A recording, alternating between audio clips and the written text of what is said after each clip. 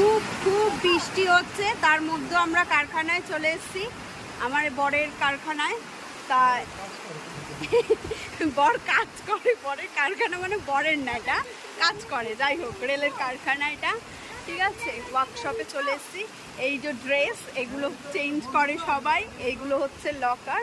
আর ট্রেনগুলো যার ওপর দাঁড়িয়ে রয়েছে, যার সাপোর্টে, এই যে এই টুলের মতন এগুলো দেখছেন, এইগুলোর মধ্যেই না দাঁড় করানো থাকে, এর নিচে ওরা কাজ করে।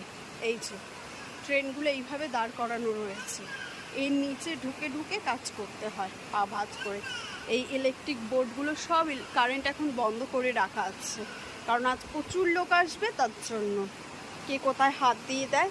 এই যে লকার, আমার ছেলে ঝেঁকে ঝেঁকে তলায় দেখছে কি আছে না আছে, কি করবে কাজ।